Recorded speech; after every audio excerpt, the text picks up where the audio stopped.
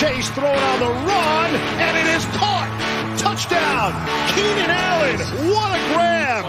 That's what I'm talking about. Hey, that's what I'm talking about. That's the warrior spirit right there, boy. Huge sack by Joey Bosa. 90-yard touchdown. 90-yard touchdown. It's going to be picked off at the 8-yard line by Derwin James. Herbert sets his feet, takes a shot downfield, has Guyton. Caught. Touchdown, Chargers. That's the greatest throw I've ever seen.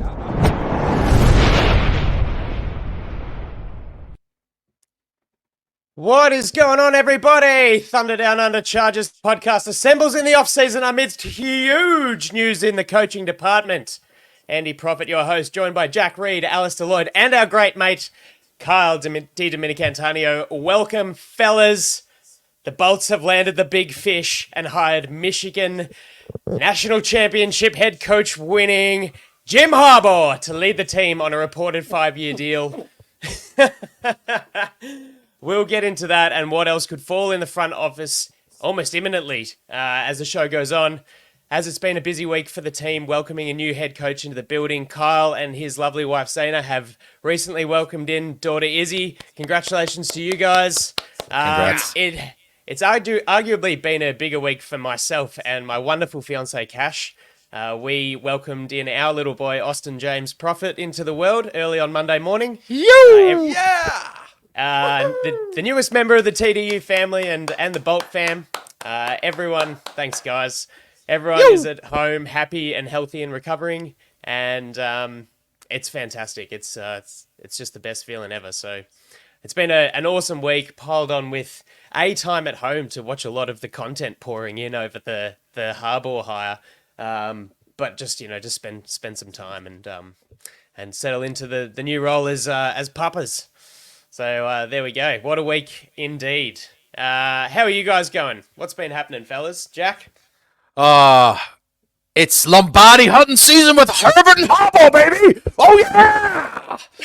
No, I'm just going to relax. I have said to myself, and I've also said on this podcast that I'm not going to get too excited until I see some things fall just hit 180, so in the next couple of months. The hires in the front office are obviously going to be very important.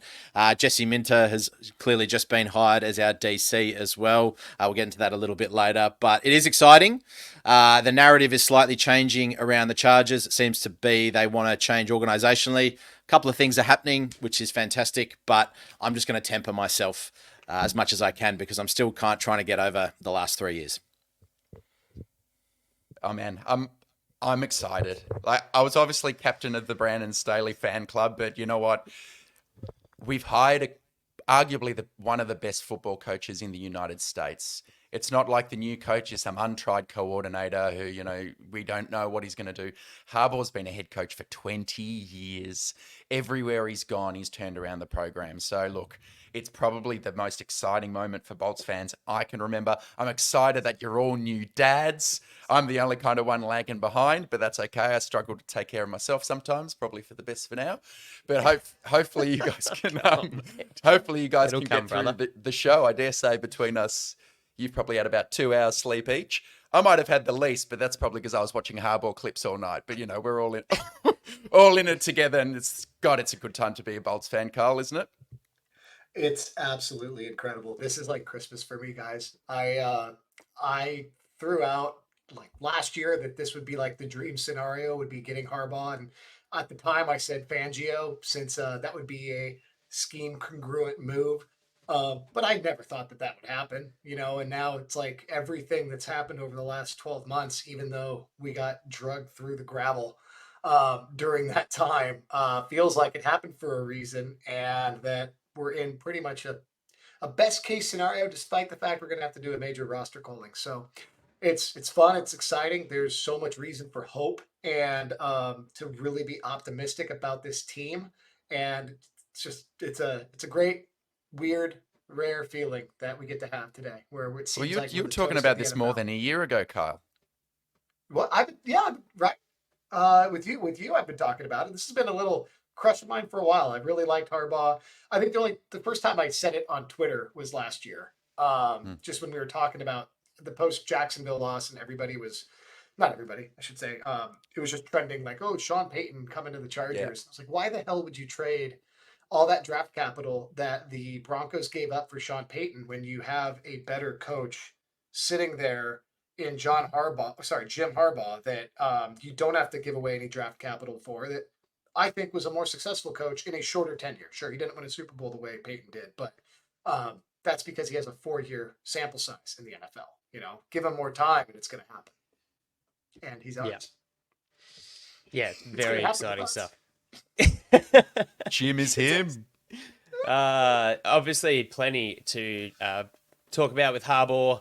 On the show as well, guys, we're going to get into hashtag TDU mailbag, a little bit of fan interaction led by Al, and bit of red light, green light, just a agree or disagree game, and we'll follow up with a bit of a playoff recap, Super Bowl predictions, and maybe some lessons that we could look on for the Chargers from this recent playoffs series, like making it.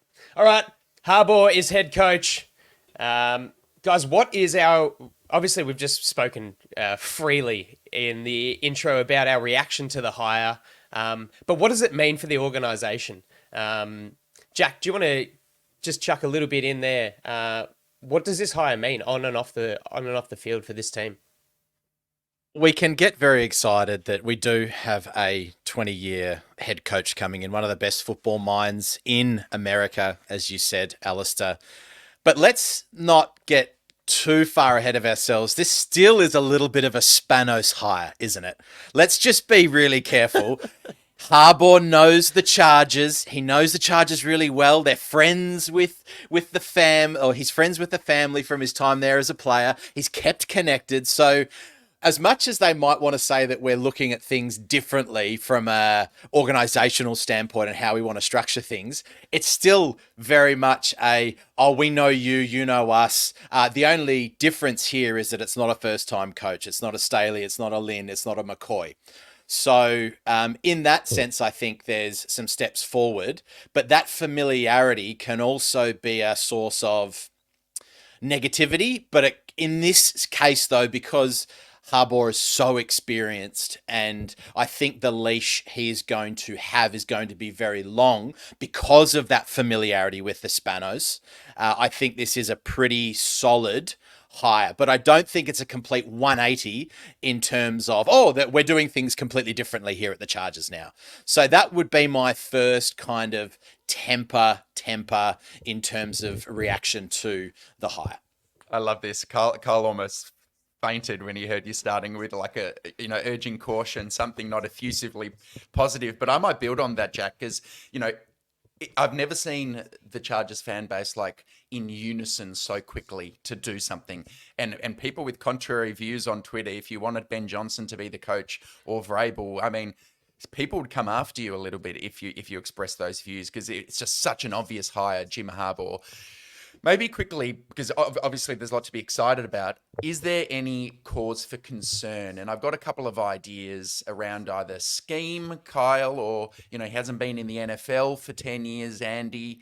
But Jack, building on what you just said there, what do you think about kind of his personality as the big swinging D of the organization? Because when he's time ran out with San Francisco, he had a very clear falling out with the GM Trent Baalke and the owner Jed York. Harbaugh said, "What they know could not blow up a small balloon." That was his quote. And apparently they tried to trade him to the Browns at the end of the 2013 season. Didn't happen. They go 8-8 in 2014. He gets let go, and he came out and said, "Look, I would have coached, but they got rid of me." So does that concern you at all, mate? When you have an enigmatic personality, you live by the sword and die by the sword, right? So I think there's got to be an element of this is what you get with Harbaugh. You get a firecracker, you get a leader of men, you get a person that is stalwart in the way that they want to do things. Hopefully not as stalwart and stubborn as Staley ended up being at the end of his tenure. But I think that makes the GM hire so much more important. And Alistair, you posted on X yesterday about how the GM, who's it going to be? Is it going to be a person who is on the level with Harbaugh, who has the same experience and similar resume with building teams and being in the league for quite a bit? Or is it going to be a new GM who's been an AGM for a number of years who wants to learn a bit more? If that's got to be so crucial, because that relationship between, and let's not call Harbaugh a head coach, he's going to be a pseudo general manager anyway. That relationship there, I think, is going to be one of the most important things going forward, other than what we do in terms of a roster and how we sort of build and what scheme we do. Sure. Yeah, absolutely. Cole, what do you think about kind of scheme wise? Do you have any concerns? I know you're an X's and O's guy and spend a bit of time crunching the tape. How do you feel about the Jim Harbaugh scheme? Unmute yourself, Carl. my friend. Thank you, boys. Bit rusty. I'm trying to be good and make sure I keep myself muted if I'm pulling stuff up for us to look at. I don't consider myself an X's and O's guy. I consider myself more of I obsess more over the general manager type decisions and salary cap stuff. The X's and O's I just like to study because it's fun, and it's where I try to learn who we should try to plug and play. And I haven't had time to. I don't know Minter's scheme that well yet, so I can't speak too much on that. The interesting thing or what I find interesting for us is you and I briefly touched on it, Al. You look at what the NFL was like when Harbaugh was coaching, and it was very different. Harbaugh was run heavy. Normally that would be a cause for concern if a coach had been out of the NFL that long and came back, and we would be asking, okay, is he going to be able to keep up with the pace of the new game? I don't have that same concern, being that he was in college where a lot of the innovation and high flying offenses come from. He still thrived in college, even though he was more of a run first guy. I don't think that's going to be I don't think we're going to be negatively affected by that. If anything, I think it's going to be great. We will take a little bit of pressure off Justin Herbert. It'll just be interesting to see how Harbaugh shifts, because he specifically called out how excited he was to work with Herbert, and he's never had a quarterback like him, somebody that should have the game flow through him. So does he shift a little bit more, and does he pass more than run? Because before, I believe, even with the 49ers, he was running more than passing. Is that correct? Yeah, and with the Michigan, it was a pretty heavy split as well. So trying to figure out what his split is going to be with the Chargers is going to be really, really interesting. And I'm not concerned. I'm curious. Kyle, just on that, I mean, I heard it on the Ringer podcast. The 49ers, when Harbaugh was there, were running a lot of pistol, from what I understand, and that was relatively innovative there. You had Greg Roman as an OC, is that right as well? And that was known at that time to be an innovative offense with Kaepernick, and obviously took them to a Super Bowl. And yes, you're not going to try and replicate that now, because perhaps the two tight end sets, the heavy run is not necessarily the way you play NFL currently. It could be, the pendulum could swing back again, but I guess what I'm most excited about is that there's a history of innovation there, and that what he was running when he was last in the NFL was seen as innovative. So surely he looked at himself in the mirror and goes, what we need to do?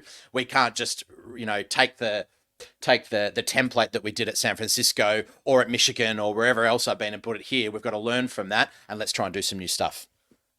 Yeah. And I think what we might end up seeing is a little bit more of a Bills style offense, that we not in how much they pass and how vertical they get, but just in the role of Justin Herbert, where now he might be unleashed a little bit more as a runner, where we were previously hesitant to do that. He did that with, I don't know, he actually didn't run Alex Smith that much. Put up more with the Chiefs, which I thought I looked that up. But he did unlock Kaepernick. For sure. And when they brought over that offense to the Ravens, which was interesting, when they wanted to unlock Lamar. Now, that's not, Herbert's not Lamar. But when they reshifted and redesigned that offense around him and moved off Flacco, they brought over Roman. So that's just an interesting thing to observe as well. Yeah, I think you make a really good point about how I feel like he's been able to adjust so well over the course of 20 years with such success that there's no reason to say that he has history and credit as being innovative or associated with innovative processes, there's no reason why even at 60 years old he can't do that moving forward. So I guess that sort of quashes for mine the concern about not being in the league for 10 years. Like, sure, he's gone back to college, but it's such a, like, he uses what he has so well and has a track record of that.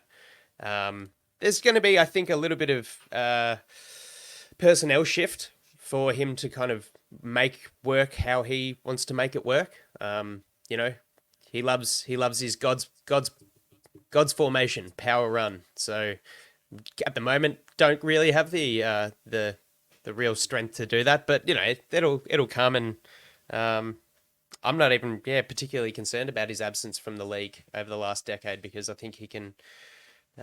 He's not scheme specific. He is a hirer of excellent colleagues, and then gets, you know, he knows what he has and what he needs, and he's able to then execute the hirings as he needs to achieve that. So I still think there are a few tenets we can really expect to see, because I don't think he's got away too much from some of the stuff he did with the 49ers. And if you watch Michigan through their college playoff and their national title game, we know we can expect to see like a big 250-pound fullback. We can expect bigger tight ends, run-blocking tight ends.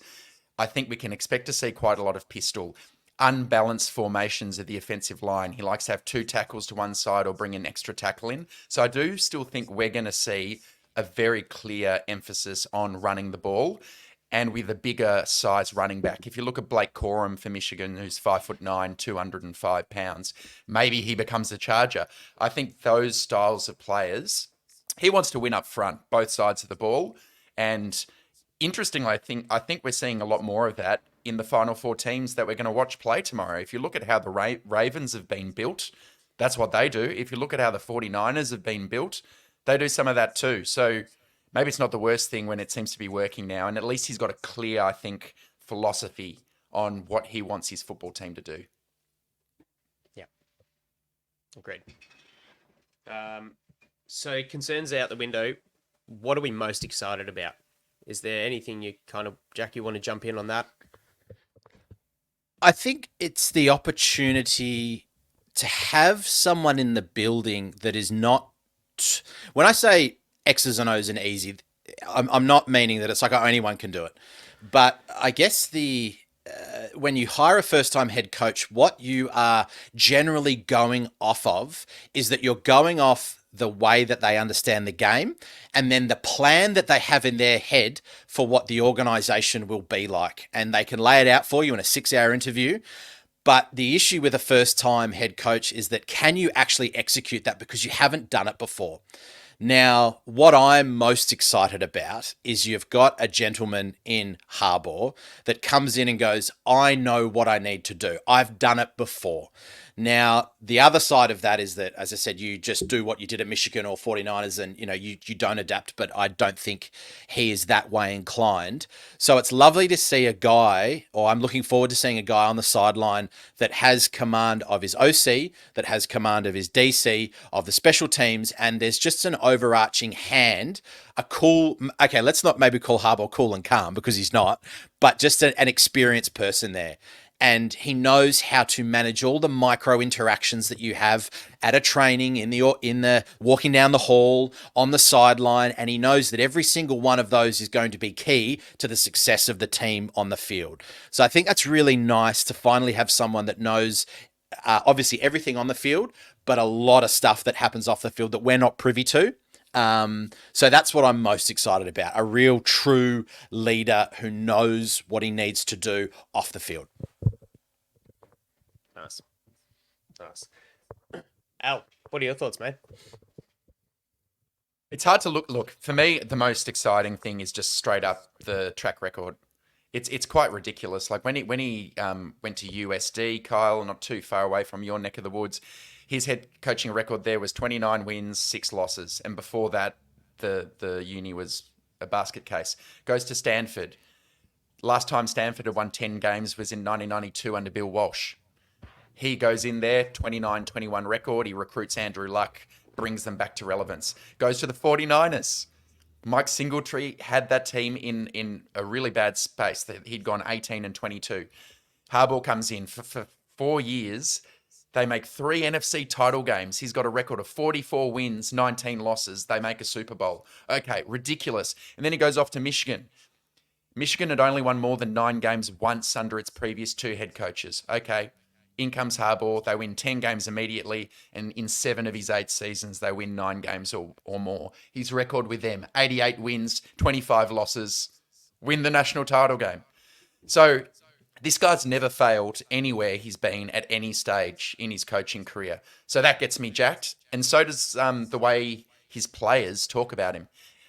Steve Hagland from Guilty as Charged shared a cool clip of Alex Boone, who used to be a lineman for the Niners. And his players love this guy. He's probably a bit of the opposite of Staley, where, Jack, you've mentioned time and again, and I think you're spot on. Quite intense, Brandon Staley. Like, not a lot of cajoling or laughing with the guys. Very focused on football. You hear these stories about Jim Harbaugh drinking milk out of the carton and, getting Ric Flair to talk to the guys straight from the strip club and just fooling about with the dudes. And the players love that. So I feel like that's going to be a welcome change. Just a bit of lightness to the whole team, Kyle. Yeah, and it's brilliant that for all of us, I think the number one thing we wanted with the new hire was somebody, at least this is what I wanted, and I saw it echoed quite a bit on Twitter X, that more of a CEO coach. We've done the, strong coordinator. We'd gone the strong coordinator route a few times, the wonderkind attempt to find somebody that was a diamond in the rough.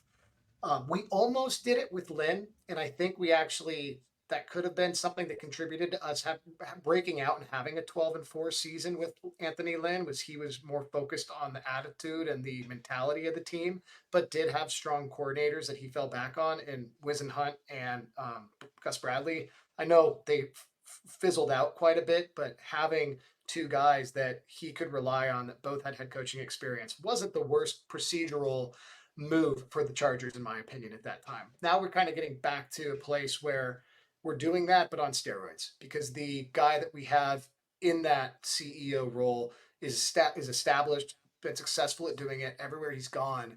And that's what we want, just from an operational standpoint, from learning how to improve the culture with the Chargers. I think that's huge. I love that he hasn't been a coordinator on either side at any of the times where he's gone to these different schools. He's trusted the people around him. Some of them are following him to this team. And it only fills me with optimism. I'm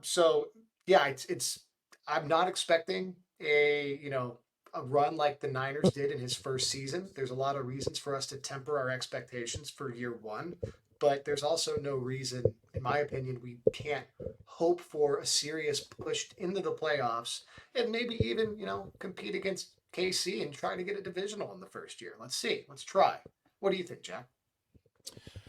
You can't have innovators everywhere. So Staley was an innovative DC and then went into being a head coach. You've got Kellen Moore, who's trying to make a mark or trying to make a name for himself. So, but as you said, I think you make a really good point, Kyle. With the Lynn, he was very much more of a leader, personnel, understanding, getting the attitude of the players right to go and execute. And then we had some relatively strong coordinators under him. But again, McCoy came as an innovative offensive mind.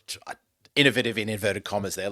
I'm not calling McCoy innovative. So yeah, to have that calm hand over the top that allows someone like a Minter or who knows who our OC is going to be, but to innovate, but at the same time, just to go, hold on, you said you wanted to do this last week and now you want to do this and now you want to do this. Where's the coherency? Where's the structure? Where are the links here? Because if we keep trying to jump around and micromanage all the time and try to change this scheme and change that, where's the coherency? And I think hopefully Harbaugh can bring that from an X's and O's standpoint. Yeah, that's a really good point, Jack. I just want to sort of cap off, because I think my excitement with this hire stems from is just all of that, plus the track record of success, what he brings to the leading the men and getting all the guys behind him. It's his drive. The guy speaks of faith family in football, one of those traditionalists, if you will, and how his mantra is every day wake up and win that day. And he has, had success with bringing Stanford and San Diego up. He had success in the NFL, getting the Niners to a Super Bowl, missed out, that fizzled out, went to Michigan, brought them up, has won the college football playoffs, the national championship, and now he's come back into the NFL, and the only thing left on his list is a Super Bowl. And with his mentality and the way he goes about this, he just feels like that guy that will do what he needs to do to bring everyone up around him, and that's what excites me. I think that's a really awesome little kind of trait for him to have. Just before we get into the TDU mailbag, Al, Jack, you astutely pointed out the Chargers have hired Jesse Minter, 40-year-old defensive coordinator from Michigan. He's following Jim and comes over to the team to take over from the Staley defensive regime. Bit of excitement there. Still no pairing with the GM just yet. Joe Hortiz and Brandon Brown, the two sort of front runners there. But Al, do you want to just run through for us, if you will, a little bit about Jesse Minter and what he's been doing and achieving with the Wolverines? Yeah, I'll try to keep it brief because there's a really good article written by your colleague Carl Ryan Watkins on Bolts from the Blue, and we've posted a link to that on the TDU_Chargers Twitter handle. But look, I think there are some real similarities between him and Mike McDonald, the Ravens DC. So Minter's a guy who's 40 years old. He was a wide receiver himself as a player in college. He was a DC for a few years with Indiana State and Georgia State. And then he worked with John Harbaugh and the Ravens for 4 seasons. He was a defensive assistant, an assistant DB coach, and a DB coach. This is 2017 to 2020. Then he decides to jump over with Harbaugh after a year in Vanderbilt. He goes to be Michigan's DC with Harbaugh, an assistant and interim head coach. They win the national title. They allowed an average of 10 points per game that entire time he was the DC over there. And now he jumps back into the NFL following him. Looking at Ryan Watkins' article, he hits on a few of the key points. So on the back end, there's not too much dissimilarity from Staley, where they run a lot of quarters and cover 6. But I think the big difference is the blitz rate and simulated pressure rate. So they blitzed 41% of the time for Michigan, which is very, very high, well above league average. And they use those simulated pressure looks a lot too, 35% of the time. So you love this, Jack. Mug, the amoeba front, right? Are they coming? Are they going? But most of the time they're coming, right? So I think it's me too. It's exciting. But we'll leave it at that. Ultimately, we don't know what he's going to do till he starts. But look, when you look at what Mike McDonald has done for the Ravens the last 2 years after coming back to the NFL from Michigan, this is a similar guy, a similar age bracket, believes in similar things. So that's exciting, man. Really exciting. Awesome. Well, we won't necessarily speculate on the GM hiring and who might come, unless you guys want to just pontificate about potential prospects for an offensive coordinator position. Obviously, Kellen Moore's had a couple of interviews with the Browns, the Bucks, and the Eagles.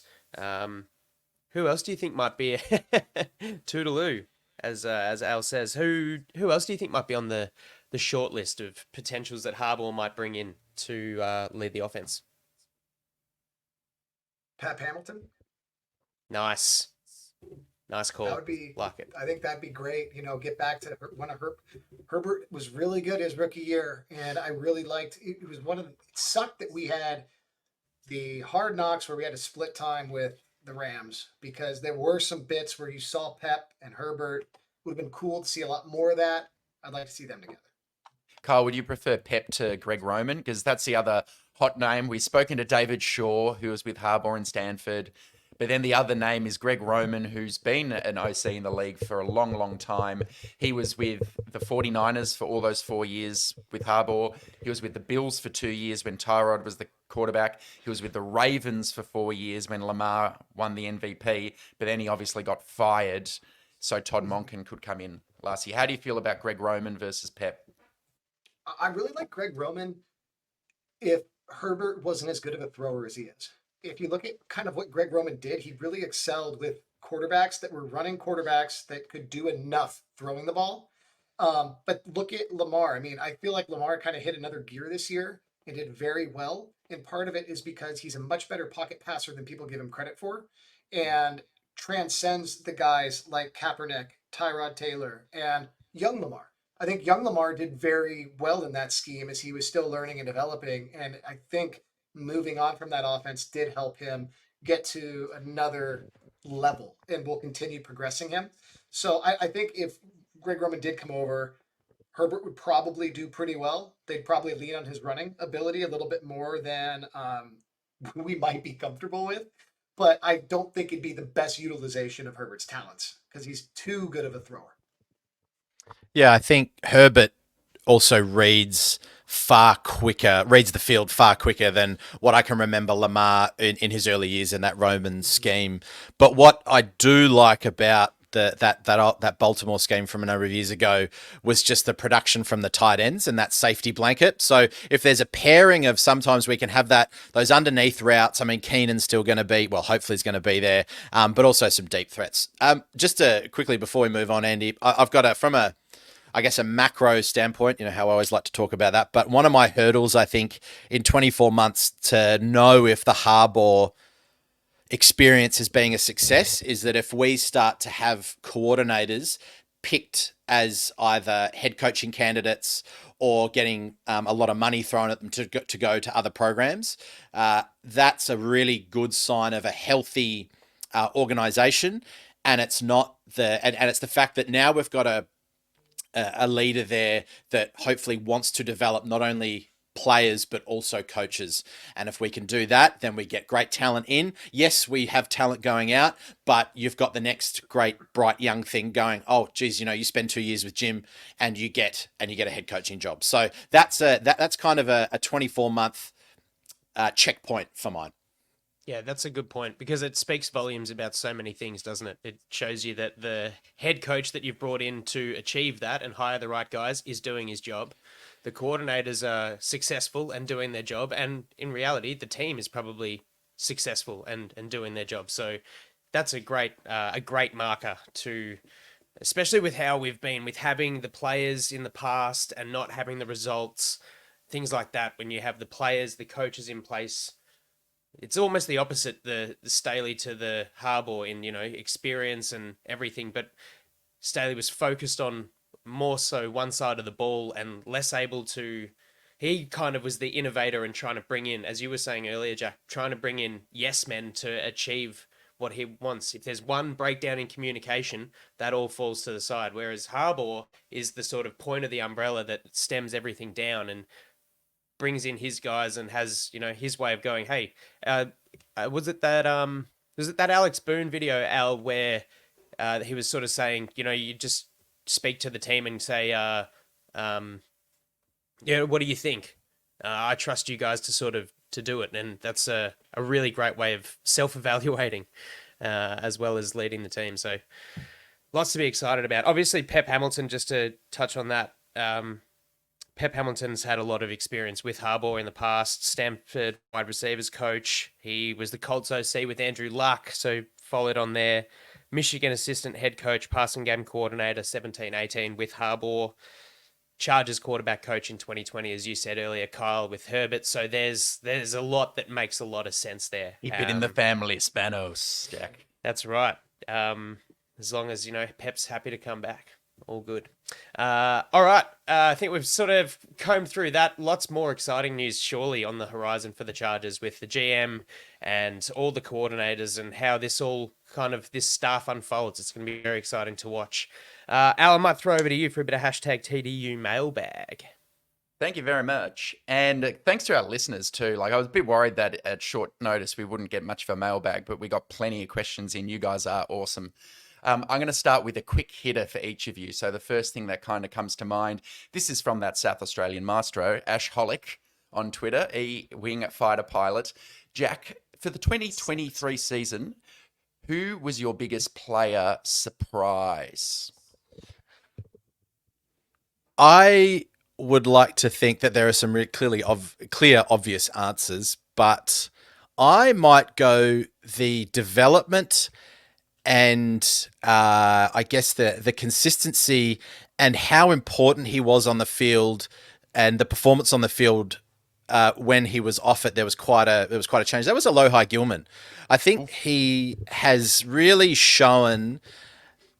He's really shown that he's put his mind to it, and yeah, he was a very late draft pick, 6th round, I think, if I'm led to believe, 6th round draft pick from Notre Dame. So one of Telesco's guys, but he's either earned himself a good payday with the Chargers, or he's going to move on. Now, whether his performance is scheme specific, I know Kyle, you've done a lot in that space. Whether Aloha Gilman is actually as good in another system or not, but it's been really fun to watch. A great piece of homegrown talent. So Aloha Gilman for mine. Nice. And the listeners, you see Jack could be a future politician because he just buys that 15 seconds at the start of his answer to think about what he's going to say. Expertly done. If that's a quick hitter. He's hit 10 off 100 balls. Who, like the opposite of that, who is your biggest disappointment for the season, Andy? I think I've got 2 notable mentions. JC Jackson and Quinton Johnson for how that all went down. I think it's too harsh to be the biggest player disappointment being a rookie wide receiver when a lot of the weight fell on his shoulders. It just was very upsetting to see him not be able to shoulder any of that weight. I think from a critical point of view, I'm going to look in the direction of Derwin James. He not denying there were flashes of good play, but there was regression in his play, I thought. Things like the unnecessary roughness, the personal foul.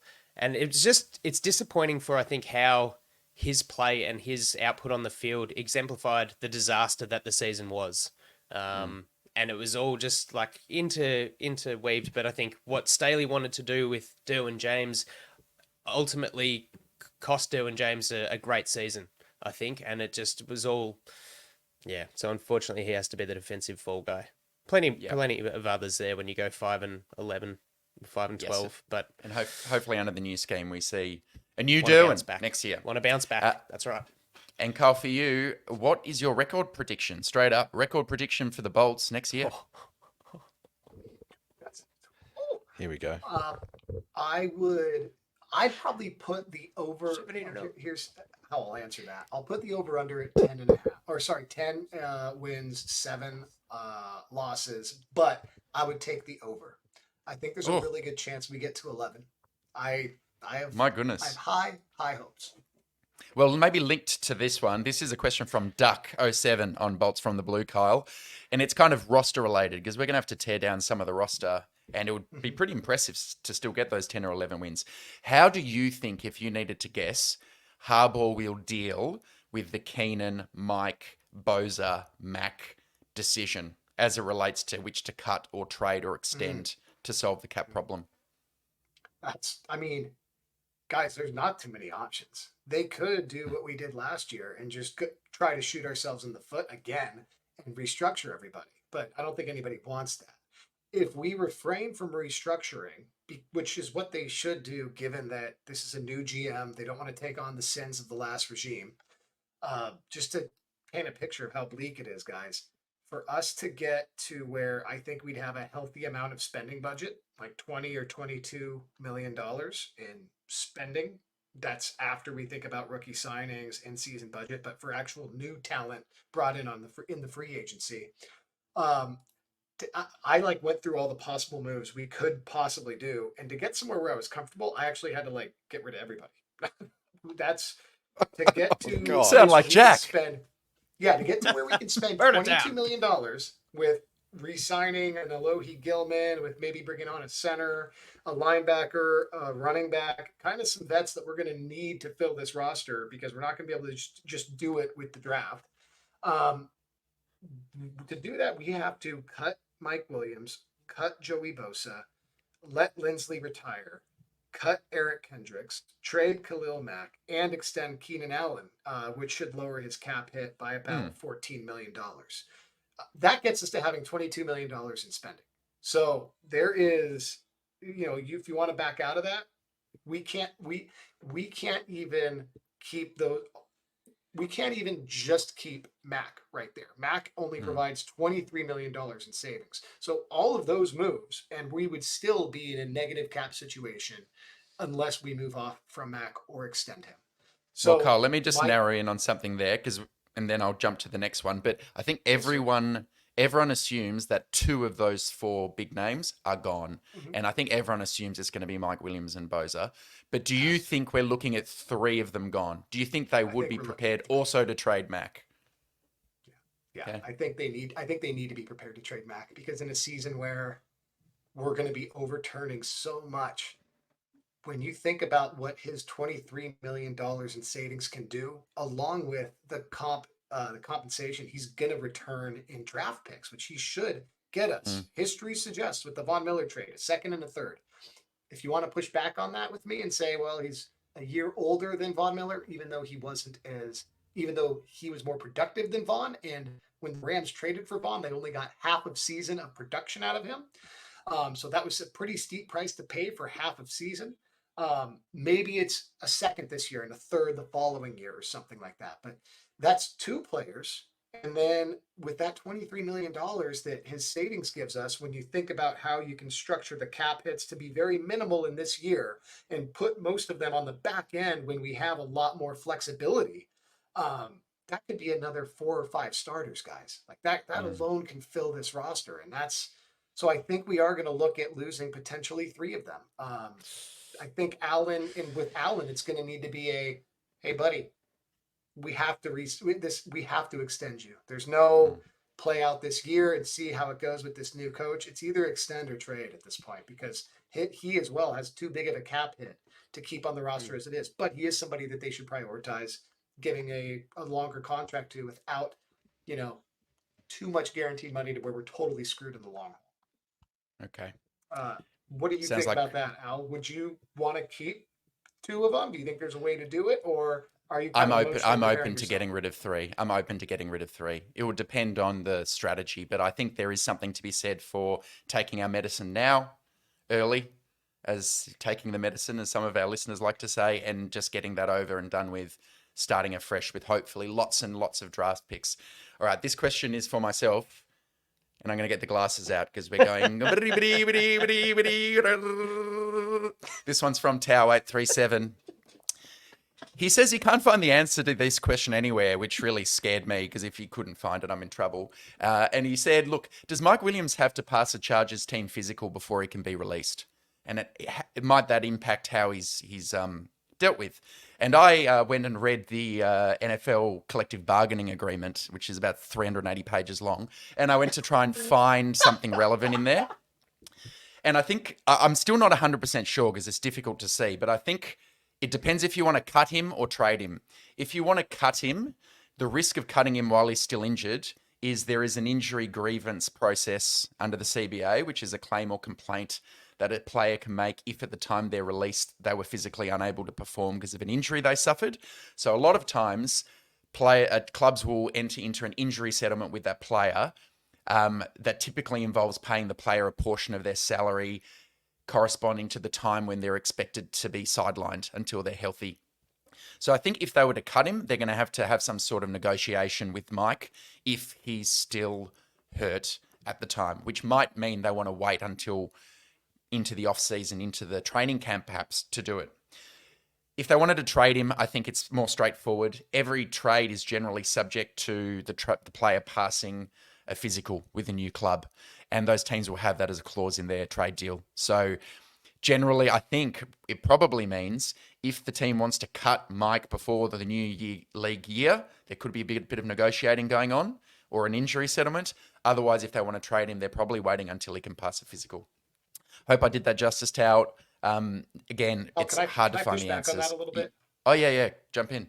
Tell me I'm wrong. I'm not 100% on this, man, because I've gone down that rabbit hole too. And I don't know if the grievance thing is specifically for the situation that we're in with Mike Williams, where the season has ended. There's a new season coming up. It makes sense to have negotiations if that's the case, which they do have. Like there's, you normally will sign a contract. If you're worried about that situation, they negotiate an injury guarantee for that year. I believe that's what they were negotiating with Russell Wilson, or why Russell Wilson got benched is because they didn't want to have to deal with that or run that risk. In that case, he gets injured, then they can't release him until he clears a physical, right? I think for what you're referencing, Al, it might be for players that are hurt in season, that are cut after they're injured in season and don't have vested veteran guarantees. Right. You know how if you're a vested veteran over, I think it's, what is it, 3 or 4 years accrued service, if you're on the week 1 day roster, your salary is guaranteed for the year. Younger players don't have that. So my guess, and this is just me going circumstantial, Al, and not really having it ironed out completely, but I think if you get injured and released when you're not vested, then players can file grievances to try to get pay for those weeks where they're without pay, injured with the injury they sustained while they were playing for you, until they're healthy again and can get signed to a new team. Just Okay. Well, between the two of us, by the time you take your test and become a player's agent, Carl, we'll work it all out. All right. This one is for you, Jack. And it comes from Dominic Muchachito, your good friend. Which player already on the roster stands to gain the most from the new regime? Spiller, Derwin, or maybe Dayon Henley? Or someone else? That little bit of discourse, I felt like I was in some NFL version of Suits. No, he's got a grievance. He's got a... I'm awake again, which is good. Thank you. I'm going to go with short and sharp and nothing on field. I'm going to go with the leadership of Justin Herbert. Justin Herbert is he's not a rah-rah guy from what we understand. He's relatively introverted. He lets his play do the talking. I'm hoping that Harbaugh can foster and figure out who Justin Herbert is and make this Justin Herbert's and Harbaugh's team together. That relationship between the coach and the quarterback is sacred. All the good ones have them. Whether you're a coach or a quarterback, you have a good relationship. So I'm going to go with Justin Herbert. Nice one. And while you're still in the chair, Jack, this is from DS_the run. How would you feel about obtaining Zach Ertz from the Lions, who's currently sitting on the practice squad? Very specific. Very, very specific. The team builder in me asks, will he be a part of a Super Bowl run? Given his injury history, I would suggest not. Then the team builder in me goes, well, what do we have in the tight end room at the moment? Will he be a good mentor for a rookie tight end? And I go, possibly. Then the team builder in me again goes, well, he's going to cost a little bit of money. He could be injured for most of the season. I'm confident in myself as Jim Harbaugh. I can foster, I can teach young kids. I've been in the college system for the last however many years. I know what drives them. I know how to get them going. I don't need an old hand. So I'm going to say no. Good, Jack. Ever the big picture organisational man, and he's just nailed it as always. Andy, I've got a couple for you, mate. Yep. All right, this is from @BL De Bruyne. I think he's a Dutch listener. Andy, how many new starters are you expecting on the offense next season? Expecting versus wanting. I'll answer the question. I think I'm going to go with 3. I see a new center, a new tight end, and a new running back. I think it's unrealistic to suggest too many changes with where we are. I think Pipkins would still start at right tackle, even if we drafted a tackle high. Just think he'd sit behind him a little bit. I've got QJ, Keenan Allen, and Palmer as the 3 wide receivers. Gerald Everett hitting free agency, probably a new tight end starting. Yep. And yeah, Herbert with a new RB1. Nice. I reckon you might be on the money there too. So 3. Hey, yeah. Al, I crunched that out do you guys remember when we did our continuity episode? Yep. Yeah. When we did that, we found that between 20 and 24 core players would be on a roster in a championship year, having taken 30 or more snaps from the year before. That's how we were kind of measuring continuity, right? When I looked at who it looks like we're going to be keeping and retaining, we only have 9 core guys on offense, assuming that, like Andy is saying, Everett, as well as Eckler, Kelly, Mike Will, Lindsley, and Clapp are gone.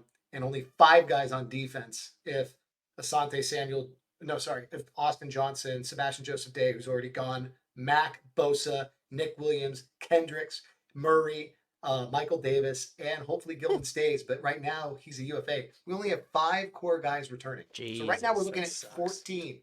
So continuity is going to be a thing. And with roster building for 2025, we're going to need to backfill those positions and prioritize, making sure that we get some good guys that are going to carry on and rebuild this core. That's good though. Blank canvas, paint a masterpiece. Give us a Picasso. And Andy, this one's from the Shameless Optimist on Twitter.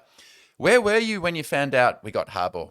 He says, I was in the office and jumped out of my chair and headed to my other Chargers buddies in the office to chest pump. Love the show. Love you guys. Bolt up, baby. Nice. Love the energy of the chest bump celebrating a new coaching hire. When I found out, I was on the couch holding my bub, just watching the news, and picked up my phone and saw all the messages coming in. So yeah, that's where I was. No jumping up for joy, just taking it easy with a 3-day-old infant. But Ozzy let out a little poo in excitement, I've heard. Yeah. He knows what's up. He shit the bed in excitement, that's for sure. It was great. Man. Great moment all round. Great news, great vibes. Okay. Thanks for listening, dude. Appreciate it. Yeah, it's awesome. Only a couple more. Everyone is chipped in. This one's from @Chris Made That. I'll take this one. He says, what does a TDU mock draft look like now that we have Jim Harbaugh? Probably a little early. We're still digging into prospects, but I thought I'd mention just a couple of things for a bit of fun. As I said earlier, I'm expecting like fullback, heavy running backs, blocking tight ends. And if you look at the Niners drafts when Harbaugh was the coach there, 2011, I'm just looking at the first few picks. Alden Smith, Colin Kaepernick, Chris Culliver, the defensive back, 2011. Good draft. 2012, they stuffed it up. AJ Jenkins, wide receiver. LaMichael James, running back. Joe Looney, guard. They really stuffed that draft up. 2013, Eric Reed, the safety. Tank Carradine, defensive end. Vance McDonald, tight end. Not too bad. And then the last one, Jimmy Ward, the safety. Carlos Hyde, the running back. Chris Borland, the linebacker. You're seeing a lot of this, linebacker, linemen, running backs, run the football. It'll be interesting to see if that changes. You're going to jump You know what a mock draft looks like for me? We're sitting at pick number 5. I'm calling up Tommy Telesco. Do you want to trade up for a running back? Can you give me your first, your future first, your future first, and your second and third picks? And Tom Telesco goes, oh yeah! FTR, baby. Good luck with Tommy tickets. Oh, man, that's so good. Hey, on that question, because a couple of people asked this one too, is it too early, guys, to have an impression of Scotty said, who do you think will draft a pick 5 and why? Ragav said, Neighbours or Bowers? There's a lot of discussion about this. Anyone want to jump in with a view, Andy? Yeah, it is early. I'm pretty torn. I don't want to spoil one or two of my questions for the next segment, so okay. I'll hold off. There'll be plenty of chat in the upcoming weeks. All right, trade down, says Jack. All right, we're going to park. I'm going to do one last question. And Buck, I know you asked a question about schemes, but hopefully we've covered that in a bit of the previous discussion. The last one is from Senor Snappy from the Rivers Lake Yacht Club. And he said, have any of you been able to talk your wives into authorising a home game this coming season, trying to measure the real Harbaugh effect here? And I'm just going to say, look, Senior Snappy, it's hard enough getting a podcast up at the minute. We've got new dads left, right and centre. Let's just let it breathe about flying across the Pacific to the US. Maybe if the Chargers make a Super Bowl. Oh, I sniffed that question out like we're going to petition to try and get a Chargers game over here. That might actually be more feasible given where we are currently at in our lives. So yeah, and a bit of excitement around money and Chris Harry shouting us out. Maybe you start with reading a draft pick in April, and then we can get a game here in Oz. That'd be bloody exciting. One rung at a time, though. I think, Senior Snappy. I'm a 2-rung guy. All right. Well, thanks everyone who submitted questions. Thanks, guys. Excellent. And appreciate it, y'all. TDU, #TDUMailbag. Yeah. All right, let's do a bit of red light, green light. We've each prepared a few statements about the Chargers in the NFL. Red light, of course, disagree. Green light, agree. I'm going to hit it off. Jack, in hiring Jim Harbaugh, the Chargers as an organization has turned a corner. Spanos is walking the walk. Red light, green light. Orange light. Ah, you always do this. Very. Ultraviolet light. Also known as amber, yeah. So I'm going to say that it's half foot on the gas, half foot on the brake. As I said at the start of the show, it screams the Spanos because they know him, but also it's turning over a new leaf. So I'm going to say orange light. Andy, I'm going to throw one straight back at you, mate, because this is something that's been a bone of contention on I know that Money and Bucky talked about it, but the question is, the Spanos are showing that they are not cheap by hiring Harbaugh and by the contracts they have been giving out over the last number of years. Oh, this really hits me in the feels because I've just started to walk back my view on this. I watched Money and Chris talk about the, this is it. This is where the buck stops. No more calling the Spanos family cheap for doing this. And green light, I agree. I think they're now starting to invest in the team and have realized that, they've invested in the stadium. What was it, $1 billion to move up from San Diego to LA, plus the licensing fees and all that jazz. They're starting to invest in money, potentially one of, if not the highest paid coach in the league. I agree. Yep. Green light. All right. I'll jump in with this one. Okay, you go, Andy. Oh, There you go. Oh, okay. Kyle. Forget Andy Reid, McVay, and McDaniel. Ben Johnson is the best defensive play caller in the NFL today. Ben Johnson is the best defensive play caller in the NFL? Offensive. I thought you said defensive. I was like, what? Oh, you just threw me for a loop, man. Amber light. I would green light that. I mean, what he's done with the Lions, the way he's turned them around has been absolutely incredible. I am not comfortable. I wasn't comfortable choosing him as a head coach over Harbaugh. But in terms of an offensive play caller, as a coordinator, it's brilliant. It's just the kind of guy that we'd like to have as a coordinator for our team, is how I would like to leave that. Let's go back to Alistair. Alistair, I kind of teased you with this on Twitter X. I need you to make me your best pitch to convince Brandon Staley to become a quarterback coach and climb the offensive coaching ladder. And then once you've made that pitch, red light or green light your own pitch. I'm all in on quarterbacks. I can tell you right now, he'll green light it. Hey, Brandon, you were a quarterback. You're one of the guys. You've got it. You're cerebral. You're smart. An accent. You've got a great family.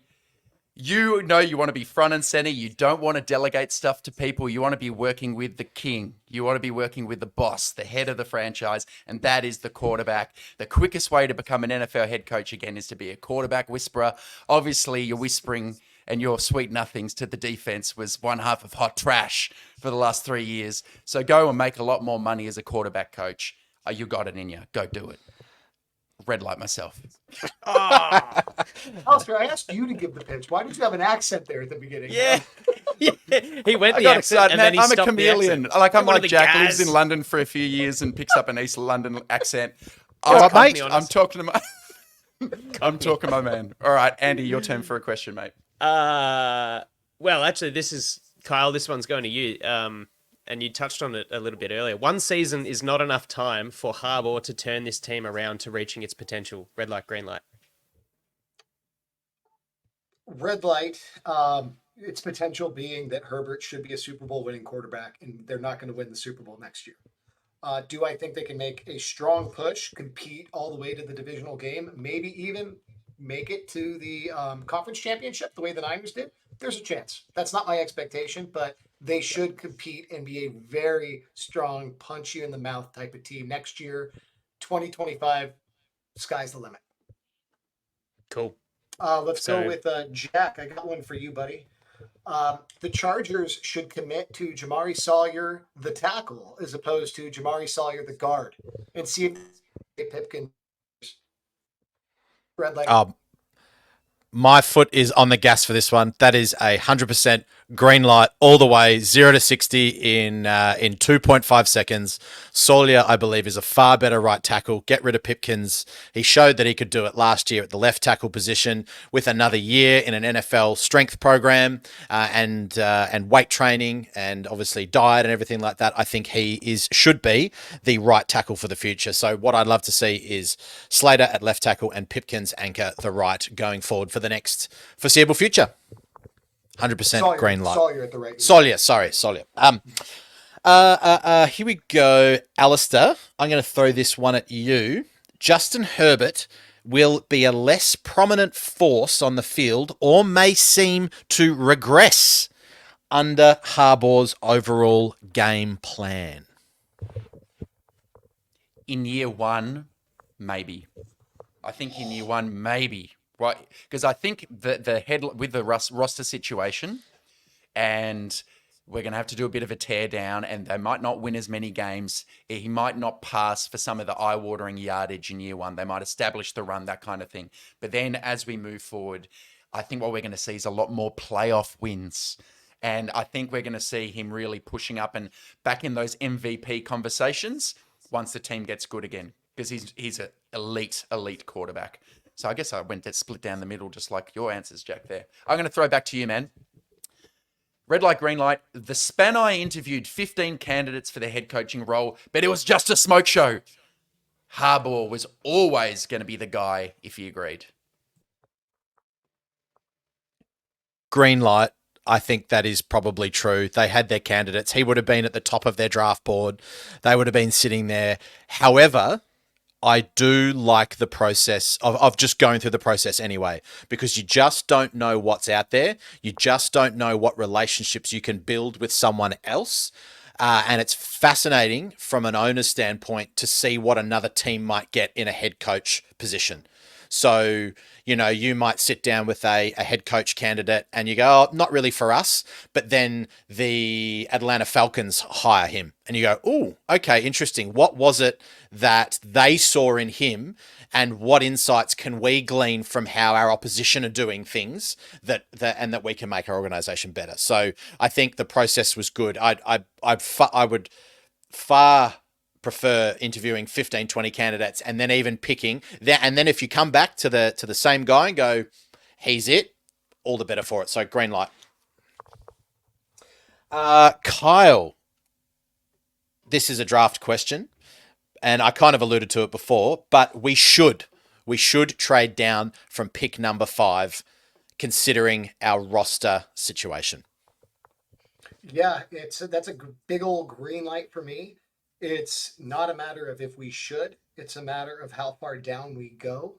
I've got the Falcons and the Raiders both tabbed as potential landing spots that I think are really interesting. Building on the question I asked you, Jack, I wouldn't mind seeing a big trade down with the Raiders that includes Trey Pipkins to kind of push them over the top. Because if you look at the JJ chart values, we could trade down with them and get their first, second, and third, and it would be about a half of a third round overpay, which I think Trey Pipkins could bridge.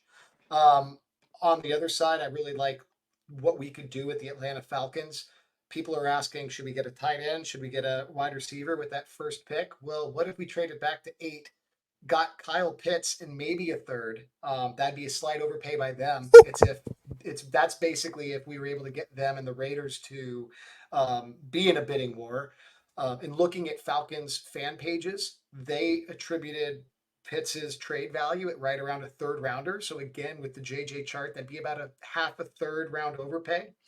Like a mid third, half of a top end third overpay, which I think isn't that bad for a team trading up for a quarterback. So it'd be kind of fun to say, okay, we got Pitts and then we got a wide receiver that we really wanted. Or if we're really stoked on the heavy sets in Harbaugh's offense and want 2 tight ends, I still wouldn't shy away from getting Pitts and Bowers personally.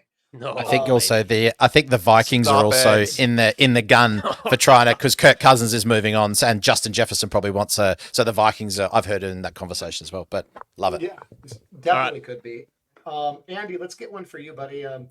Although the top ranked wide receivers are real tempting, it's actually one of the stronger position groups on an otherwise weak roster, and the Chargers shouldn't prioritize more than a day 3 pick or two on wide receivers in 2024. Oh, day 3. Day 3. I consider that whilst our roster as it stands in terms of the wide receivers is okay, it is still lacking considerable speed and twitch. So I'm going to red light that. I think if there's a good guy available, maybe not at 5, but in a trade down scenario where you still get a top 10 and you could land a Romo Dunes, I'm going to say day 3 might be a little too late. I do need to do a little bit more digging into the class, but I think I'm just not sure that I've seen much going that late that would sort of fill the need. Because we're still not sure what QJ will do next year. If he's crap again, Harbaugh's the kind of guy who'll be like, all right. A fairly good idea. Harbaugh's the kind of guy that will put him on his bum and sit him on the sideline and say, you don't get to play until you can learn how to do it. So How come no I'm one's gonna red talking light about that. Alex Erickson? Alex Erickson, yeah. freaking season savior. Bring him back. Yeah, he made sure we Bandy lost back those. too. Michael Bandy. All right. Jack, you've answered that one. So maybe I'll do the last one, guys, and we can move on to a bit of Super Bowl prediction stuff and just playoff chat. Ali boy, there was a bit of offline discussion surrounding the Chiefs-Bills game last weekend. You always expect fans to heckle players, but red light, green light, players heckling fans after a win is a shithouse look. This is amazing. I had the exact same question for you. We had a bit of a discussion with some friends. I know you're listening, Dom. Here's your soapbox, mate. I think it's a bad look, is the answer. Green light it. I'll green light it. And even if, Bills fans were swearing at Chief players, throwing snow at them, all that kind of thing, you're taught to try and be a humble winner and to kind of lead by example. There are, people watching on television, children watching on television. When you see the Chiefs players all together waving off the Buffalo fans, I don't think it bodes very well. I think it incites violence between opposing fans in the stands as well. And at its heart, I think it's irrational. I think what you're doing there is you've had maybe 10 individuals who are behaving badly, and you're projecting that towards 30,000 Bills fans, some of whom it's probably Cole's, grandma sitting there just enjoying a nice cup of tea in the freezing cold. And, he's got Travis Kelce standing there flipping her the bird. Not a great look. Let's try to tidy it up, but I would expect nothing less from those dirty Chiefs. Red light. You already How about green when lighted. coaches do it? You green lit it and then you red lighted it at the end. I'm red lighting the Chiefs. What about when Sirianni and coaches do it, Al? Yeah, That was a rough look, one, if too. it's my coach and he's like doing the chop or something on the sideline, that's okay. If it's my coach and my players, totally fine. But anyone else, I hate it. Yeah. Gross job. All right. Thanks for sticking around with us, guys. We're just going to wrap the show up today with a bit of playoff chat, a little bit of live football chat. So what I want from you guys is the AFC title winner, the NFC title winner, Super Bowl winner. And if you wouldn't mind, just throw me in a little bit of your favorite storyline from the playoffs so far. So, Jack, I'm going to go with you before you nod off there. Fire away. I am going to go 2 picks with my heart. I want the Chiefs to lose very badly. So Lamar and It's I not think even the Lamar, Ravens winning, just Chiefs lose. just Chiefs lose, and I think Lamar deserves. He's got 2 MVPs, and I think he deserves a Super Bowl. And I'm going to pick the Ravens to win the Super Bowl as well.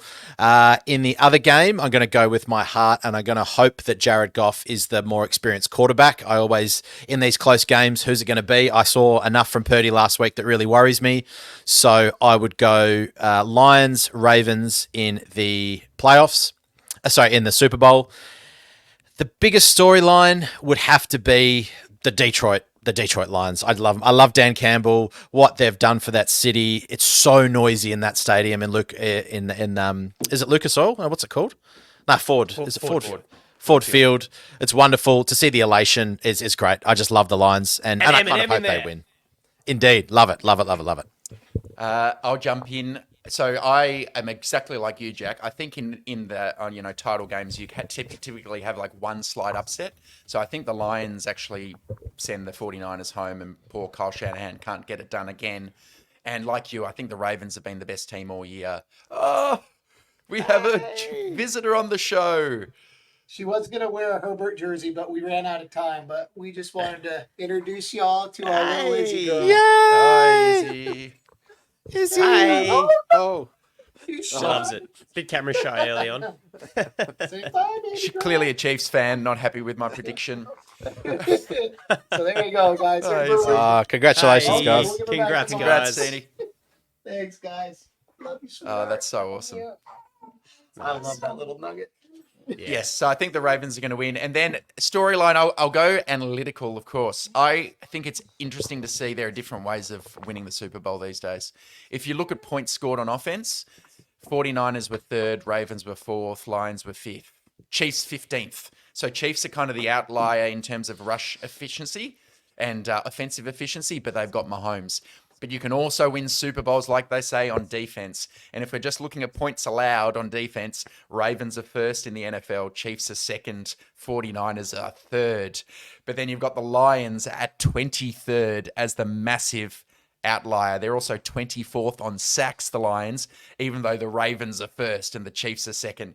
So if you want to win the Super Bowl, obviously you want to be, I think, not one of those outliers. And I think as the Chiefs are a bad outlier on offense and the Lions are a bad outlier on defense, they're going to disappear. Kyle. Nice. I won't go too far into it. Ravens need to win for obvious reasons. I want the Lions to win.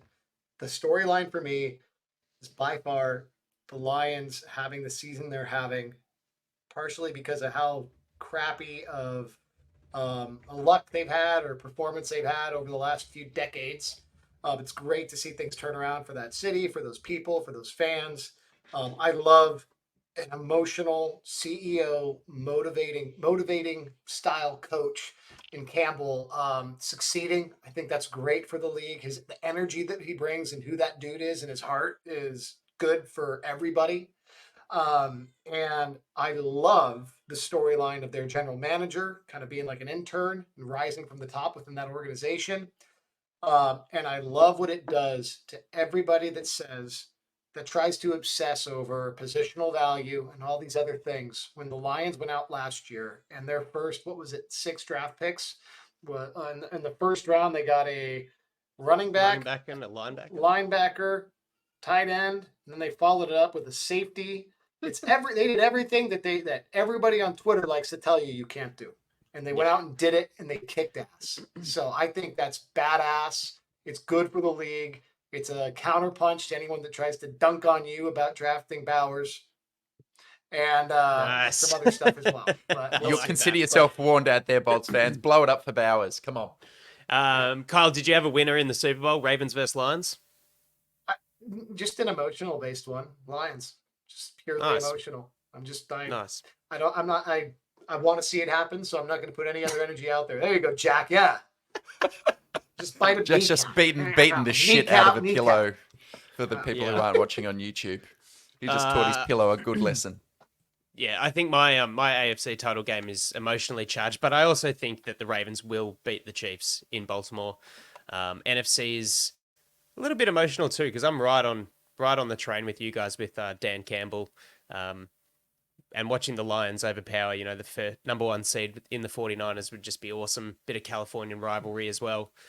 So I have the Ravens taking the title off the Lions in the Super Bowl.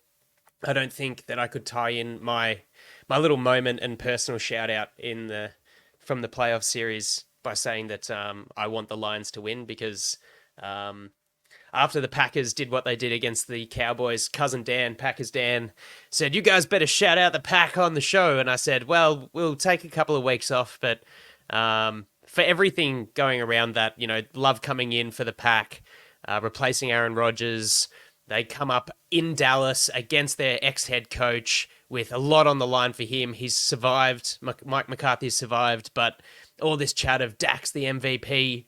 Dak can't beat a team over 500 that's away from his stadium, and then he hosts the Packers and they took a huge turn on him. And it was awesome. They couldn't get the job done against the 49ers, but go Pack go. There you go, Dan.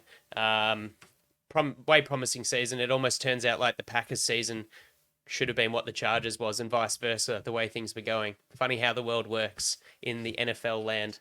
But yeah, Ravens to knock off the Lions, and I have a sneaky one that Lamar might go regular season and Super Bowl MVPs, and just cap off what's been an awesome return from injury and new regime. All right. There we go, guys. Lovely to meet little Izzy, Kyle. Thanks heaps for joining us again today. It's always fun doing it with you, and no doubt as the off-season churns along, we'll talk a little bit more free agency and draft and finance, and we'll get you back on for that. To my Aussie boys, thanks for your support this week with me and the missus welcoming the new one. And if we do a show where he's awake, I'll pop his little mug on, swaddled in a Chargers flag. So thanks, guys. Enjoy the rest of the NFL season. Yo. Hey, Andy, and if the TDU crew wants to comment on your guys' on YouTube or anything like that, some questions about the salary cap and stuff, let's get some activity going down there. Yeah. I'm happy to lurk in the comments and chat alongside with you guys and answer any other questions they might have salary cap related. There you have it. If you've got questions, Kyle's the man to answer them. Jack, Al, Kyle, thanks very much. Everyone out there, appreciate you guys listening to us. We're going to take a little bit of time off now and get into some draft prep and some free agency chatter in the upcoming month or two. Till then, take it easy. Bolt the fuck up. We got Jim Harbaugh, baby. Woo! Yeah. Woo! You! Bye. Bye.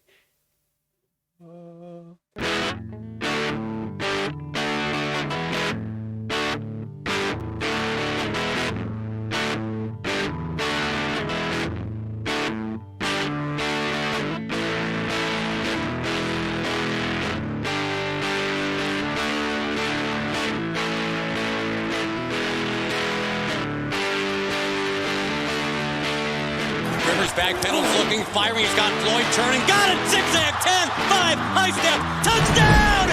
San Diego. Woo! Good night. Good night to all.